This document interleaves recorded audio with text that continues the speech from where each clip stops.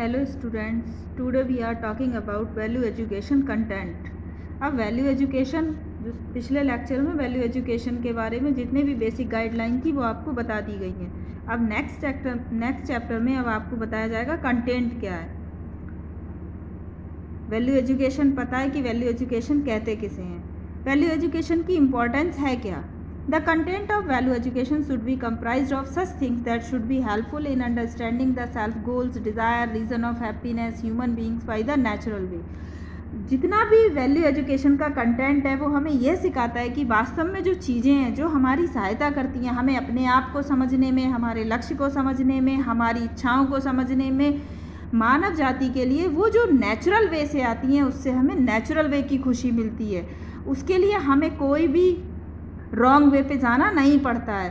So that could include the process of understanding of harmony at different level in the family, society and nature as well as. हमें ये अलग अलग level पे हमें family में बताया जाता है. जब हम छोटे होते हैं हमें फैमिली से सिखाना शुरू कर दिया जाता है वैल्यू एजुकेशन कि अपने से कोई बड़ा है, कोई एल्डर वन है तो हमें उसको नमस्ते बोलना है, टच फीट करना है, हमें किसी से हमें नेवर टेल लाई, कभी झूठ नहीं बोलना है. तो ये सारी चीज़ें जो है वो वैल्यू एजुकेशन से रिलेटेड हैं. तो सबसे पहले हम अपनी फैमिली से सीखते हैं. सेकेंड नंबर पे आती है हमारी सोसाइटी, हमारा समाज. हम जैसी सोसाइटी में रहते हैं, जैसे लोगों के बीच में बैठते हैं, वैसा ही हमारा वैल्यू एजुकेशन का कंटेंट होता है. यदि हम जुआरियों के साथ बैठेंगे तो वो हमें जुआ खेलना ही सिखाएंगे. यदि हम अध्यापकों के बीच में बैठेंगे, बुजुर्गों के बीच में बैठेंगे, अच्छे लोगों के बीच में बैठेंगे तो कहीं ना कहीं वो हमारी वैल्यू एजुकेशन को अच्छी तरफ ले जाएंगे. तो इसलिए बहुत ज़रूरी है कि जो हमारे चारों तरफ का एनवायरनमेंट है वो हमेशा हेल्दी और वेल्दी होना चाहिए. कभी भी हम किसी भी गलत व्यक्ति के साथ बैठकर अच्छा कंटेंट हासिल नहीं कर सकते. इसलिए थर्ड नंबर पे आती है नेचर, यानी कि बहुत सारी चीज़ें हम प्राकृतिक वे में सीखते हैं. जैसे यदि हम कभी कोई काम करते हैं और झूठ बोलते हैं तो हमें जो पिटाई लगती है वो नेचुरल वे है हमें ये सिखाने का कि हमारी वैल्यू एजुकेशन में ये नहीं आता है कि हमें चोरी करना है, झूठ बोलना है, हमें कोई भी गलत काम करके उसको छुपाना है. तो अब हम The content of value education should match to its scope. Value education has a very wide scope. Like अभी हमें ज़रूरत क्या पड़ गई है वैल्यू एजुकेशन के कंटेंट की कि हमारा जो युवा वर्ग है वो गलत राह पे जा रहा है, बिल्कुल गलत राह पे जा रहा है. उसके लिए ड्रिंकिंग, रेप कोई बड़ी बात नहीं है. कुछ भी नहीं समझना उसे कि हमें शराब पीना बुरी बात है, स्मोकिंग करना. उनके लेवल बढ़ते हैं, उनको लगता है कि हम एक स्तर पे जा रहे हैं, हमारा स्टेटस मेंटेन हो रहा है. यदि हम 3 नहीं 30 रुपए की सिगरेट पियेंगे तो लोग हमको बहुत बड़ा आदमी समझेंगे. बट ऐसा नहीं है, क्योंकि ये हमारी वैल्यू एजुकेशन को नहीं बढ़ा रहा है, सिर्फ हमारे मन को तसल्ली दे रहा है, ना कि कोई वैल्यू एजुकेशन बढ़ा रहा है. हमारे लाइफ के जो डायमेंशन होते हैं, जो हमारे लाइफ में मेन गोल होते हैं वो हमारे थॉट पे डिपेंड है, हमारे बिहेवियर पे डिपेंड है, हमारे काम पे डिपेंड है और सबसे ज़्यादा हमारे रियलाइजेशन पे कि हमें वास्तव में रियलाइज हो भी रहा है कि हम जो कर रहे हैं, जिससे जो कुछ भी कर रहे हैं लाइफ में उसमें हमारे विचार किस प्रकार के हैं, हमारा बिहेवियर क्या है, हमारा काम क्या है, और हम वास्तव में हमें रियलाइज हो भी रहा है कि हम किस प्रकार से पार्टिसिपेट कर रहे हैं सब में हमें सारे. अब सेकंड नंबर पे आती है all the levels of human participation. हमारे स्तर कौन कौन से होते हैं, हम मानवीय रूप में किस किस प्रकार से पार्टिसिपेट करते हैं इन डायमेंशिएशन में. तो एक तो इंडिविजुअली, एक तो वैयक्तिक रूप से, फिर हमारी फैमिली कहीं ना कहीं इन सारे लेवल में कहीं ना कहीं हमारी फैमिली जुड़ी होती है. फिर थर्ड नंबर पे हमारी सोसाइटी जुड़ी होती है और फोर्थ नंबर पे हमारा नेचर, हमारी प्रकृति जुड़ी है. कुछ चीज़ें हमें अच्छी नहीं लगती हैं सुनने में, देखने में, तो हमारा मन ही नहीं करता उन्हें करने का. और कुछ चीज़ें हमें अट्रैक्ट करती हैं तो हम उनकी तरफ, चाहे पूरा सारे लोग भी मना करते हैं तब भी हम उसकी तरफ भागते हैं. तो हमें ध्यान रखना है कि हमारे लाइफ के डायमेंशिएशन, जो भी हमारे लाइफ के लक्ष्य हैं, जो भी हमारे गोल हैं, वो थोड़े से वैल्यू एजुकेशन को फॉलो करें. इसलिए हमें, क्योंकि आगे युवा वर्ग ही हमारे देश को आगे ले जाएगा. युवा वर्ग नहीं होगा तो सब कुछ खत्म हो जाएगा. तो कहीं ना कहीं हमारे कंधे पे, जितने टीचर्स हैं उनके कंधे पे ये जिम्मेदारी आती है कि वो युवा वर्ग को वैल्यू एजुकेशन सिखाएं, उन्हें बताएं कि क्या ठीक है और क्या नहीं है ठीक. Value education should include that content which enable us to understand. सबसे पहले वैल्यू एजुकेशन सीखने के लिए हमें जो भी कंटेंट चाहिए उसमें हमें क्या समझना है. सबसे पहले सेल्फ, हमें अंतर करना है आई और वी, मतलब यू एंड आई में. यू एंड आई में यानी आप और मैं में। आप अपने आप को अगर यू मानकर चलोगे तो कभी भी आप कोई गलत काम नहीं करोगे। यदि आप अपने आप को आई मानोगे, मैं, अहम, यदि आपका अहम हर चीज़ में आगे आएगा तो आप कभी भी वैल्यू एजुकेशन को फॉलो नहीं कर पाओगे। एस्पायरेशन, आप प्रेरित किससे हो, आप किसकी प्रेरणा लेकर आगे बढ़ रहे हो, तो वो सबसे नेक्स्ट टॉपिक, सबसे ज़्यादा नेक्स्ट जो भी एस्पायरेशन है वो बहुत ज़रूरी है लाइफ में कि हम ये सोचें, हम समझें कि हमें क्या चीज़ प्रेरित कर रही है।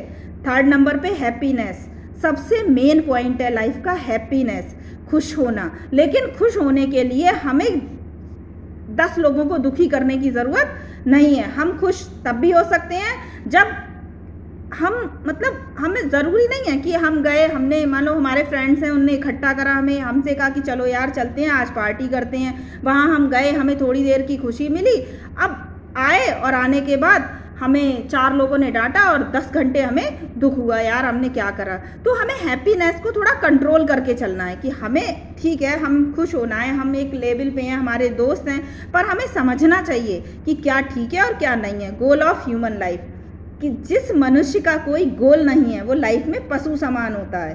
तो लाइफ में यदि आपका गोल होगा तो आप कभी भी कुछ भी गलत नहीं कर पाओगे, क्योंकि गोल हमें सोने नहीं देता है। वास्तव में एपीजे अब्दुल कलाम ने कहा है कि सपना वो नहीं होता जो हम सोते पे देखते हैं, सपना वो होता है जो हम खुली आंखों से देखते हैं और जो हमें सोने नहीं देता है। तो दैट मीन्स कि गोल होना लाइफ का बहुत ज़रूरी है। तो आप अपने जीवन में जब आप इस लायक हो जाएं, युवा वर्ग में आ जाएं, आप टीनेजर हो जाएं, तो आप अपनी लाइफ का गोल डिसाइड करके रखें। गोल हमेशा आपको कुछ भी बुरा करने से पीछे खींचेगा, बल्कि आपको आगे की तरफ लेकर जाएगा। The other identities in nature, प्रकृति की दूसरी चीज़ें भी हैं जो हमें ये सब करने से रोकती हैं। क्योंकि अगर हम कुछ भी कोई भी गलत काम करने जाते हैं तो हमें कहीं ना कहीं से किसी ना किसी, हम पेपर पढ़ते हैं, पेपर में हम ये देखते हैं रोड एक्सीडेंट हो रहे हैं डेली, तो वहाँ से हमें एक चीज़ पता लगती है कि जो हमारी स्पीड है वो एक टाइम तक ठीक है। अगर हम ज़्यादा तेज़ बाइक भगाएंगे तो कहीं ना कहीं मे बी हमारा एक्सीडेंट हो सकता है। तो यदि हम सीखना चाहें तो सुबह से उठने के बाद रात तक हमें हर चीज़ जो गलत है उसको रोकने के लिए हमें कोई किसी बोलने की ज़रूरत नहीं है, हमें दिखने लिखने कहीं ना कहीं से हमसे वो चीज़ हमारे तक आ जाएगी। तो वो आइडेंटिटी बस हमें उसकी पहचान करनी है, वो प्राकृतिक रूप से हमें रोक रही है कि ऐसा नहीं होना चाहिए और ऐसा करोगे तो उसका रिजल्ट ये होगा। द इमीडिएट इनर कॉन्टैक्टनेस, हमारे जो आपसी संबंध होते हैं, जैसे हमारे माँ बाप हैं, हमारे भाई बहन हैं, हमारे बहुत दादा दादी हैं, हमारे रिलेटिव्स हैं, वो कहीं ना कहीं हमारे लिए बेहतर जीवन चाहते हैं। तो जब वो हमारे लिए बेहतर जीवन चाहते हैं, बहुत अच्छा चाहते हैं, हमारे लिए चाहते हैं हम कुछ अच्छा करें, इसलिए वो कहीं ना कहीं हमें बीच बीच में रोकते हैं। तो ये इनका जो को रिलेशन है जो हमारे अंदर, हमें लगता है युवा वर्ग को ये लगता है यार बहुत ज़्यादा हो रही है, सिर पे आ रहे हैं सब बस, लेकिन ऐसा होता नहीं है। होता क्या है, क्योंकि जहाँ आप खड़े और जहाँ हम खड़े हैं वहाँ से बस नज़रिए का फ़र्क होता है और कुछ नहीं होता है। तो इसलिए हमेशा ये ध्यान देना चाहिए कि सामने सुनना चाहिए, मानना ना मानना वो एक अलग बात है, लेकिन कम से कम हमें अगर हमारी फैमिली में कोई रोक रहा है, कोई टोक रहा है, हमसे कुछ कह रहा है, तो हमें 5 मिनट खड़े होकर एटलीस्ट उसे सुनना चाहिए कि आखिर ये कहना क्या चाह रहे हैं। वो तो बाद की बात है कि हम उसको मानेंगे या नहीं मानेंगे, अभी हमको समझना है। नेक्स्ट नंबर है द को एक्सिस्टेंस इन नेचर एक्सिस्टेंस। अब बात कर रहे हैं हम अस्तित्व की। आपके साथ में जो भी चीज़ें हैं वो उनका अस्तित्व आपके लिए कितना मायने रखता है। जैसे आप मान लो आपको अपना मोबाइल बहुत प्यारा है, तो आप कुछ भी उसके साथ गलत नहीं होते देख सकते, तो ये एक्सिस्टेंस है, ये उसके अस्तित्व की बात आ जाती है, तो आप उसका बड़ा ध्यान रखते हैं। वैसे ही आपके परिवार के लोगों के लिए आपका अस्तित्व है, वो भी यही चाहते हैं कि आपको किसी भी प्रकार की कोई भी हानि नहीं होनी चाहिए। The role of self in existence. अब आपकी स्वयं की क्या भूमिका है आपके अस्तित्व में, क्योंकि सबसे ज़्यादा ज़रूरी है कि आप अपने आप को महत्व दें, तब दुनिया आपको महत्व देगी। यदि आपने अपने आप को महत्व देना छोड़ दिया तो कोई भी आपको महत्व नहीं देगा। इसलिए जब भी बोलें सोच समझ के बोलें, जो भी करें उसको थोड़ा सा सोचें। ऐसा नहीं है कि मैम कह रही हैं तो आज से हम क्या कहते हैं बस फॉलो करेंगे। फॉलो नहीं करना है, क्योंकि कोई भी किताब में कल ही पढ़ाया था हमने लास्ट उसमें कि कोई भी चीज़ लिखी हुई सुनी हुई फॉलो करने की ज़रूरत नहीं है, उस पर सोचने की ज़रूरत है कि अगर ये चीज़ कही जा रही है तो इसका मतलब इफेक्ट क्या होगा हमारे ऊपर। तो इस प्रकार से ये सारा जो भी कुछ था, ये जो भी अभी इतनी देर आपको बताया गया, ये सब वैल्यू कंटेंट है। तो अभी आपको कंटेंट समझ में आ गया। यदि कोई नहीं समझ में आ रहा है तो क्वेरी आप डाल दें कमेंट्स में, हम आपको उसका PDF सेंड कर देंगे। अब आता है वैल्यू एजुकेशन का प्रोसेस। प्रोसेस क्या है, प्रक्रिया क्या है वैल्यू एजुकेशन की। एक तो नेचुरल प्रोसेस है जो हम घर से सीखते हैं, परिवार से सीखते हैं, फैमिली से सीखते हैं, सोसाइटी से सीखते हैं, फ्रेंड सर्किल से सीखते हैं, नाइबरहुड से सीखते हैं, रिलेटिव्स से सीखते हैं। ये हमारा हो गया नेचुरल प्रोसेस। हम गिरे चोट लगी तो हम थोड़ी देर चलना बंद कर देते हैं। छोटा सा बच्चा जब घुटने चलता है और उसके चोट लगती है तो वो आगे नहीं बढ़ता है, वो क्रॉल करना छोड़ देता है। ठीक है, क्रॉल मीन्स होता है कि वो मतलब सरकेगा नहीं। अब तो उसको क्या है कि वो नेचुरल एक्सेप्टेंस है, उसने ये बात स्वीकार कर ली कि भाई प्राकृतिक रूप से अगर मैं गिरूंगा तो मुझे चोट लगेगी। दूसरा आता है कि अब आपने बाइक ली, अब बाइक आप सीख रहे हो, 2 दिन आपको चोट लगी तो आपका अगर थोड़ा सा मतलब मन है कि हमें सीखनी है तो आप उसको राइट वे में ले जाओगे, और अगर आपका निगेटिव वे रहा तो आप उसको छोड़ दोगे। तो ये सारी चीज़ें हमारी नेचुरल हैं जो हमें वैल्यू एजुकेशन की तरफ, जो हमें बचपन से शुरू हो जाती हैं हमारे साथ, जब से हम जन्म लेते हैं और जब तक हम बड़े होते हैं और जब तक हम डेथ नहीं करते तब तक हमारे साथ ये सब चीज़ें चलती रहती हैं। अब आता है सेकेंड नंबर पे एक्सपेरिमेंटेशियल वैलिडेशन। मतलब अब कहीं ना कहीं हमारे आसपास में जो लोग हैं वो कहीं ना कहीं किसी ना किसी प्रकार का एक्सपीरियंस तो रखते हैं, तो उनके एक्सपीरियंस के आधार पर, वो अपने एक्सपीरियंस के आधार पर हमें कोई ना कोई रोज कोई ना कोई एक ना एक एडवाइस देते रहते हैं।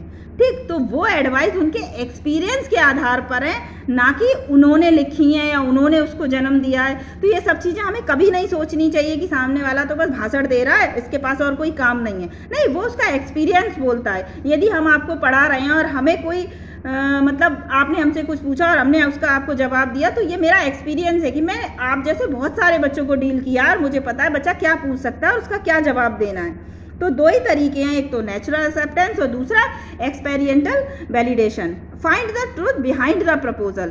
थर्ड नंबर पे जो ये टॉपिक है मोस्ट इंपॉर्टेंट है कि यदि आपको नहीं माननी है किसी की बात, मत मानो, लेकिन कम से कम फाइंड द ट्रूथ। उस बात को तो, उस सच को तो खोजो, जो बात वो आपको समझाना चाह रहे हैं उसके पीछे क्या है। कम से कम उस चीज़ के पीछे तक तो जाओ। एक्सेप्ट और रिजेक्ट तो बात की बात है कि आप एक्सेप्ट करोगे या रिजेक्ट करोगे प्रपोजल को, लेकिन कम से कम उस प्रपोजल को सुनो तो, और उस प्रपोजल के पीछे के सच को देखो और समझो।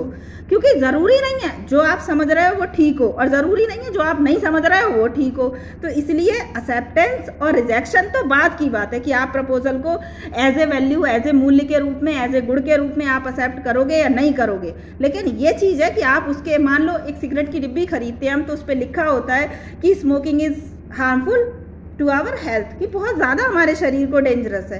तो ठीक है, आप पता तो करो, कम से कम बुक्स पढ़ो। आपके पास सबसे अच्छी सुविधा है मोबाइल, आप 24 घंटे सिर्फ मोबाइल देख रहे हो। अब आप मोबाइल को ले लो, मोबाइल जो है एक मशीन है। बंदा कहता है कि मेरे हाथ में मोबाइल है, जबकि ऐसा है नहीं, क्योंकि हम मशीन के हाथ में है, मशीन मेरे हाथ में नहीं है। एक बार आप मोबाइल चलाना शुरू करो, आप सोचोगे कि 5 मिनट चलाना है, लेकिन कब 50 मिनट हो जाएंगे आपको नहीं पता।